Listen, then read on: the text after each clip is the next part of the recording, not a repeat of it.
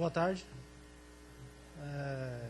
Eu vou tentar ser breve aqui por dois motivos, né? Porque depois do almoço já está todo mundo um pouco sonolento.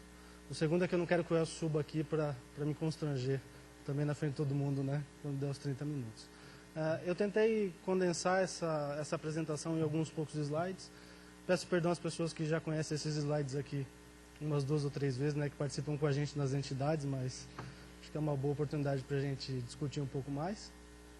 Mas eu acho que é válido aqui para quem está tendo o contato com o assunto a primeira vez, né? Vou falar para vocês aqui um pouco dessa iniciativa do setor.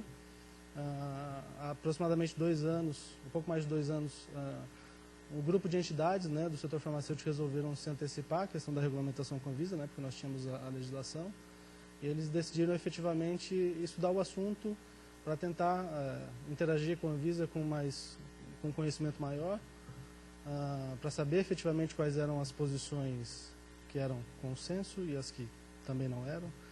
Eu sei que ao fim do trabalho a gente ainda tem algumas que nós discutimos em vários grupos, né, sobre o que é consenso ou não. Mas eu acho que assim, foi muito válido porque ao longo desse tempo, né, como a gente sabe que o prazo, tanto o prazo da lei e o prazo da regulamentação, ele reflete a legislação, ele é bastante curto, eu acredito que nós conseguimos não estar tão atrasados agora no início.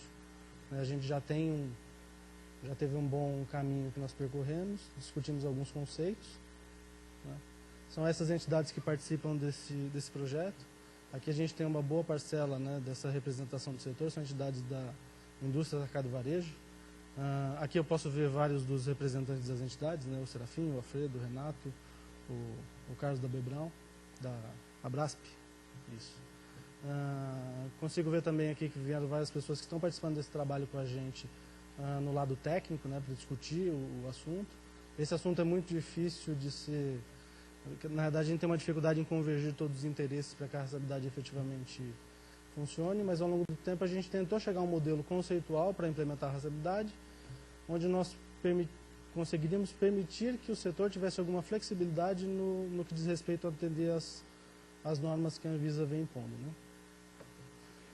Quando começamos esse projeto, tínhamos um escopo bem claro, que era de conceber um modelo de rastreabilidade, onde nós tivéssemos a serialização de todos os medicamentos, né, no país. Diferente do que a gente vê em países como a Argentina, que a serialização aconteceu só para alguns medicamentos, né, o nosso aqui se parece mais com o da Turquia, né, que a serialização foi uma serialização em massa. A gente sabe que isso traz algumas dificuldades no que diz respeito a adquirir equipamentos, né, porque o setor todo vai começar a consumir esses fornecedores de equipamentos e de sistemas de uma única vez, mas por outro lado a gente acredita que pode haver uma redução no custo por conta dessa demanda mais alta. Previmos que esse projeto nós conseguiríamos implementar em 2 fases, né, uma fase de serialização e uma segunda fase de rastreamento, né. Gostaríamos que tivéssemos tido 48 meses, mas infelizmente não conseguimos, né, conseguimos apenas 36, e com essas 2 fases, onde nos primeiros 2 anos, né, nós temos que rastrear já alguns lotes. Para rastrear alguns lotes ou rastrear o mercado todo, a gente sabe que é uma questão de escala, né? A gente tem que estar com todos os sistemas funcionando, então o desafio se tornou ainda maior.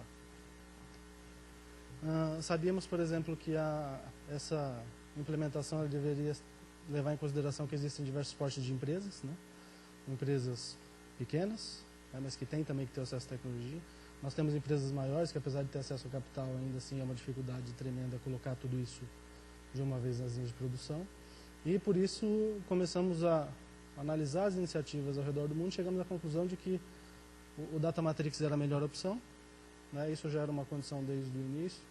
No primeiro projeto piloto do Instituto Ético que o setor fez em 2009 aproximadamente, nós já tínhamos testado o Data Matrix e sabíamos que essa é uma tendência no mundo, né? E em relação ao padrão interno dentro do Data Matrix, a Ana Paula de manhã acho que deve ter dado uma aula para vocês, como dá para todos nós, sobre como nós podemos utilizar o padrão dentro do Data Matrix de modo a minimizar efetivamente os custos de implementação ao longo da cadeia. O padrão já é amplamente conhecido, os equipamentos, sistemas de visão já entendem o padrão do GS1, então a gente entende aqui também que é uma ótima oportunidade de minimizar alguns riscos. Temos 2 estruturas, né? Uma estrutura de um comitê de gestores falando das entidades, tá? Onde são os executivos das entidades, uma estrutura num comitê técnico, né, que é onde efetivamente nós tiramos as coisas do PowerPoint e colocamos trazemos à prática, né, para saber se aquilo é efetivamente implementado. Esse projeto nós tivemos ele em 5 fases, né, uma primeira fase de planejamento, uma segunda fase de avaliação do ambiente externo, né, ou seja, fomos até a Turquia, fomos até a Argentina para saber efetivamente o que estava acontecendo na prática. A gente sabe que quando nós lemos alguns PDFs aí as coisas não são exatamente como acontece, né, na prática é bem diferente.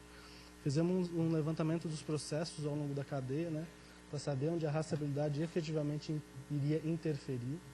A gente sabe hoje que, apesar da parte industrial ser um grande desafio, a rastreabilidade traz um desafio ainda maior na parte logística, né? Gerenciar essas unidades serializadas fazendo a leitura, seja com uma câmera ou até mesmo com um leitor, geralmente leva muito tempo, né? Então, no processo logístico, a gente sabe que vamos ter muitas dificuldades. Identificamos alguns parâmetros essenciais em relação à tecnologia para efetivamente traçar o plano desse projeto e estamos executando um pequeno piloto na cadeia, né, com algumas unidades serializadas. Esse piloto é muito menor do que nós fizemos no passado com o Instituto Ético, mas nós estamos efetivamente testando alguns sistemas já bastante desenvolvidos. Nós tivemos uma fase que chamamos de pré-regulamentação e uma fase de pós-regulamentação, né, que é de acompanhar efetivamente a implementação da rastreabilidade ao longo do tempo. Nossa primeira reunião, né, tanto com o comitê gestor das entidades como com o grupo técnico, foi de identificar efetivamente algumas premissas que pudessem dirigir esse processo de modo a efetivamente refletir um modelo, né, que pudesse ser adotado pelo setor. Estabelecemos, por exemplo, que a tecnologia ela não podia ser proprietária, ou seja, o setor ele não gostaria de utilizar nenhuma tecnologia de um fornecedor específico, quando ele tivesse que pagar royalties, por exemplo, ou que mesmo sem pagar royalties fosse uma tecnologia fechada, onde o setor pudesse ficar na mão desse fornecedor. Ou seja, o Data Matrix ele veio de encontro a isso também, porque é uma tecnologia que já está em domínio público, né? O padrão da GS1 para codificar a informação dentro do Data Matrix também é uma tecnologia aberta. O sistema teria que ter base eletrônica, né? Nós sabíamos que o setor já tinha um certo receio de que tivéssemos novamente a aplicação de algum selo de segurança, né, que pudesse trazer um custo muito maior. Esse sistema teria que permitir o bloqueio instantâneo dessas unidades ao longo da cadeia. Tem que seguir padrões de mercado, do ponto de vista tecnológico, né? O setor gostaria que tivesse os dados visíveis ao ser humano, né? Aquela informação humana legível em alguma posição da caixa, né? Evitando assim algumas ideias que algumas pessoas tinham, de repente, de usar um código criptografado, alguma coisa que só conseguiríamos decodificar sistemicamente, né? Nós tínhamos que prever efetivamente em algum momento a checagem pelo consumidor. A gente sabe que o consumidor vai ser um ator muito ativo nesse processo todo. Do ponto de vista das empresas atuantes na cadeia, né, indústrias, distribuidores, varejistas, até hospitais, permitir que eles tivessem liberdade de escolha em relação a adquirir esses equipamentos, esses sistemas. Então, aí mais um motivo para não ser uma tecnologia proprietária.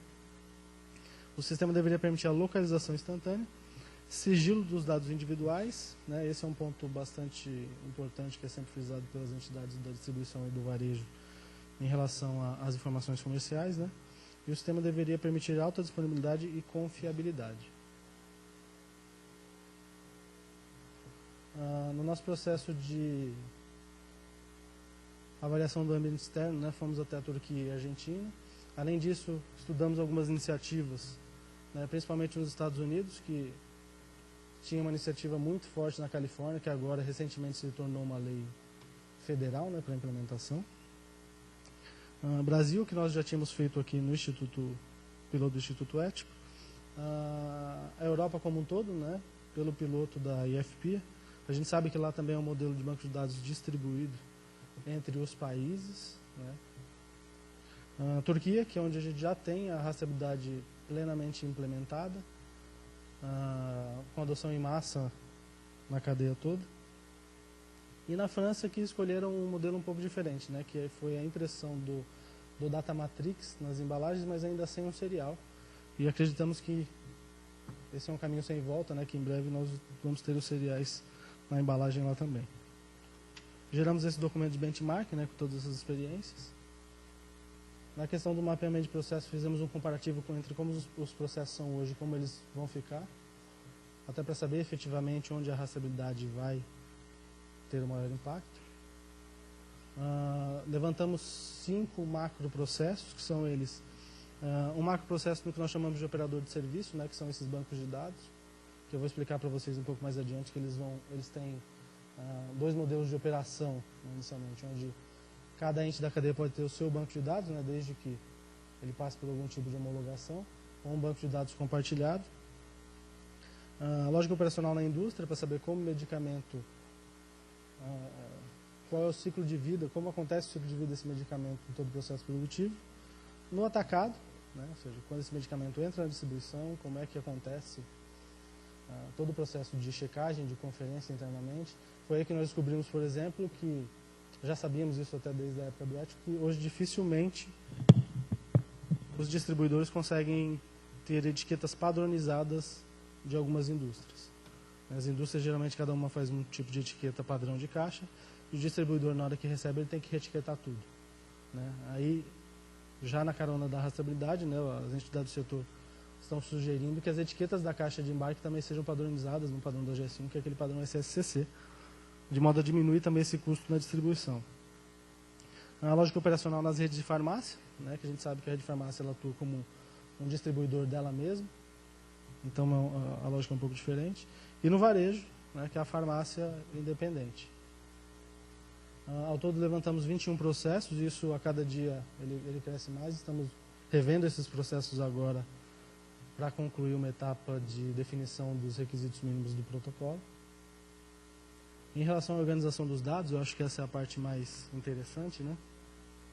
Em conjunto, essas entidades chegaram à conclusão de que seria mais adequado que esses bancos de dados fossem distribuídos, mas sempre disponíveis, né? Onde teríamos, por exemplo, 2 modalidades de operação inicialmente. A primeira delas é que, caso uma indústria, um distribuidor, ou até mesmo uma farmácia, de repente queira, ela pode ter um banco de dados exclusivo só dela. Ela tem esse direito. Então, ela pode ter esse banco de dados exclusivo, desde que ela consiga provar, né, ou homologar, e ainda estamos na discussão sobre como pode ocorrer essa homologação, ou quem pode fazer essa homologação, de que ela tem realmente um sistema que possa garantir aquelas premissas que nós falamos no começo. Então, principalmente um sistema de alta disponibilidade. Então, uma indústria ela pode ter o seu próprio sistema para compartilhamento dessas informações com a cadeia. Ou, também é o segundo caso, você pode colocar isso tudo em um banco de dados compartilhado, onde você divide essa infraestrutura com outros atores da cadeia, seja indústria, distribuidor ou varejo, não importa muito. Isso vem muito de encontro com o que nós estamos vivendo hoje em relação às questões tecnológicas do acesso a serviços cada vez mais sofisticados, né? Por exemplo, como o pessoal da USP falou, da computação em nuvem. Então, isso vem muito de encontro. Mas desde que esses atores, todos eles, né, seja um operador de serviço, um operador tecnológico, que vai oferecer esse serviço, quanto uma indústria, um distribuidor, ele garanta a alta disponibilidade e a interoperabilidade desses sistemas. No caso do banco de dados exclusivo, ele pertence a uma única empresa, mas eu entendo que ele pode ter no final um maior custo por unidade. Mas desde que essa empresa tenha uma capacidade muito grande de unidades, pode ser que ela alcance, de repente, um custo unitário muito próximo do que um provedor de serviço pode oferecer para ele. Aí eu gosto de fazer sempre uma comparação em relação ao que a gente conhece como nota fiscal eletrônica. Nota fiscal eletrônica, hoje vocês têm a capacidade de gerar a sua própria nota fiscal eletrônica ou de se comunicar com uma infraestrutura que vai cuidar dessa troca de informações para vocês, isso aqui é muito parecido. No caso do banco de dados compartilhado, como ele pode ser contratado como serviço, de repente ele pode ser contratado em pool por várias empresas, eu acredito que naturalmente ele deve oferecer um custo menor por unidade. E a gente também permite a empresas menores que não têm a capacidade de ter uma infraestrutura própria, ou mesmo de contratar isso, de atender aos requisitos impostos pela RDC. Os sistemas internos, que por exemplo são os sistemas de serialização, eles estão nessa camada aqui. Então, nessa camada que você cuida de todo o seu processo produtivo. do que você fabricou, que cereal você colocou, onde esse cereal está, em que caixa, né? Essa caixa está em qual pallet, independente, por exemplo, do país do país destino, né, dessas unidades. Então, vou citar para vocês um exemplo. Se existe uma fábrica aqui hoje que ela produz para o Brasil e para a Argentina, né, como exemplo, você vai ter essas informações nos seus sistemas internos. Tá? Nessa camada de cima, que é onde você tem o repositório de comunicação com a cadeia, no caso do Brasil, para atender a legislação local, você vai colocar só as informações dos cereais, dos produtos que você está comercializando no mercado interno. Dessa forma, nós entendemos que você tem uma clara separação entre os seus sistemas produtivos e o seu repositório de compartilhamento de informação com a cadeia. Isso aumenta em muito a sua segurança, né, com relação às suas informações, porque você só vai subir para essa segunda camada aqui, efetivamente, aquilo que você vai compartilhar.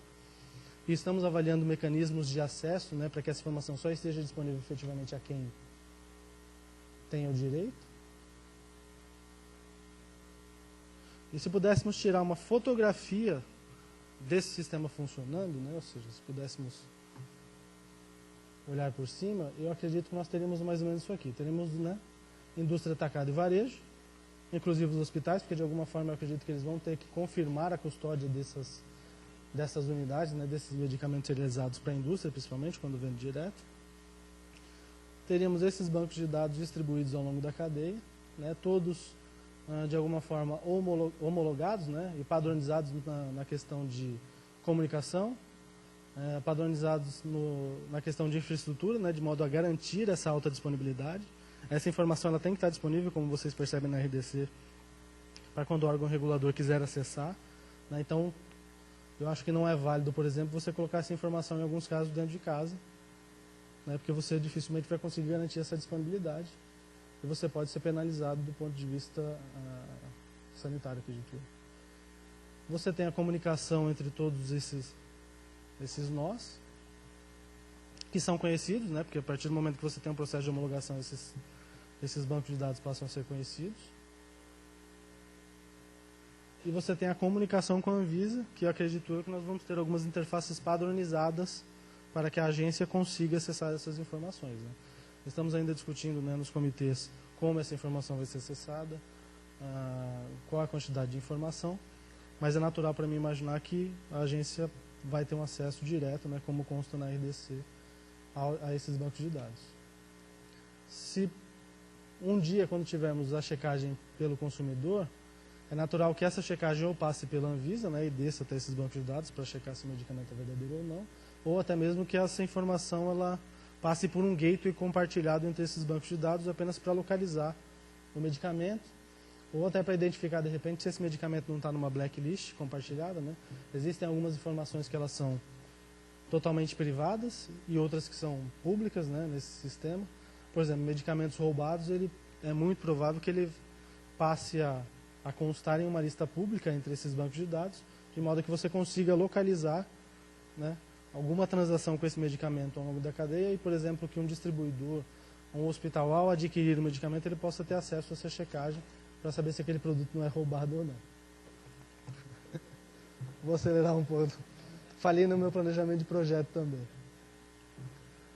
Nós temos algumas camadas aqui, que é principalmente a camada no nível setorial, né, onde ocorrem essas discussões com a Anvisa, que é para a definição dessas regras de governança, protocolos de comunicação e o funcionamento também, né, as regras de negócio desse sistema todo. Os bancos de dados eles estão em nível corporativo, ou seja, ele é sempre de responsabilidade desse ator, né, que está fabricando ou comprando ou vendendo medicamento. Só que ele vai ter, nesse modelo aqui, a escolha de ou colocar esse banco de dados sob sua própria responsabilidade ou de contratar um serviço especializado para que mantenha essa informação e atenda a todos esses critérios da regulamentação. No caso, por exemplo, de um recall, a Ana Paula deve ter explicado aqui na parte da manhã, esses bancos eles se comunicam entre si, porque você sempre tem um callback de um banco para o outro, né, para confirmar a checagem. E nesse modelo distribuído, né, nós conseguimos identificar algumas vantagens, e a principal delas é a liberdade de escolha. Né? A gente consegue dar a qualquer ator dessa cadeia liberdade de escolha em relação a como ele vai atuar para atender às normas da RDC 54.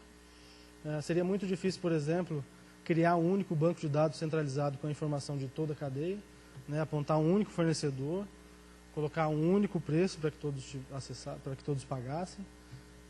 Isso é praticamente impossível. A gente vê que isso só aconteceria se fosse um banco de dados público. A gente abre aqui também a possibilidade de que existam bancos de dados privados e bancos de dados também do setor público, né, se comunicando. Um exemplo dos laboratórios oficiais e de toda a cadeia de distribuição do serviço público. Temos aqui livre concorrência, distribuição do risco, né, por conta de que a operação é totalmente distribuída. A informação fica descentralizada, então é muito difícil que alguém entre em um nó desse e consiga toda a informação de qualquer ator da cadeia. Temos incentivo à competitividade, né, porque você vai ter naturalmente vários fornecedores dessa tecnologia. A gente dá a esses atores da cadeia a opção de escolha, de saber, né, onde efetivamente eles vão colocar esses dados ou não. Tem algumas desvantagens em relação a esse modelo centralizado, né, porque efetivamente ele é mais complexo de ser implementado, a gente tem que cuidar de todas essas interações de um banco ao outro, requer um maior planejamento e necessita um maior acompanhamento, de modo a medir a disponibilidade desse serviço ao longo de todo o período, né. Sempre falamos dos pontos de atenção, que o primeiro deles é em relação ao padrão, né, padrão de codificação principalmente. Então, na RDC nós temos que é o Data Matrix, e o setor ele está optando, né, por utilizar o padrão da GS1 dentro do Data Matrix. Outra coisa também muito importante é sempre cuidar da qualidade de impressão, né. Você tem que garantir a qualidade dessa impressão, não só quando vocês fazem a produção desses cartuchos em linha, mas durante todo o ciclo de vida do produto. Ou seja, você tem que garantir que essa tinta ela será impressa e ela vai conseguir ser checada depois de 3 ou 4 anos, passando por todas as situações possíveis ao longo da cadeia. A agregação é uma informação muito importante, e eu acho que aqui está o grande segredo da rastreabilidade hoje, né, em relação a você controlar esse processo de agregação. Nós fizemos alguns testes e você leva em média 2 segundos, né, num processo logístico para ler unidade a unidade, é um tempo muito alto. E, naturalmente, a rastreabilidade ela se faz com o sistema de informação, né. Serialização nós fazemos nos equipamentos industriais, né, nível industrial, e a rastreabilidade no sistema de informação. Os 4 passos para a rastreabilidade, né, o primeiro deles é a serialização. As indústrias têm efetivamente que começar a serializar, né, sem serialização a gente não consegue rastrear. Estamos trabalhando nas questões de governança, né, estabelecimento de regras para que o sistema funcione em si. A Anvisa tem se mostrado muito disposta, né, com o setor e tem dado a oportunidade de que tivéssemos boas discussões lá para mostrar todas as dificuldades que estamos tendo. Efetivamente, para que a gente consiga fazer o rastreamento, ou seja, acompanhar essas unidades ao longo de toda a cadeia e depois ter acesso a essa informação, né, tanto para questões sanitárias, né, do ponto de vista da agência reguladora, quanto do consumidor em si. Terminei. Queria agradecer também ao Elcio pelo evento.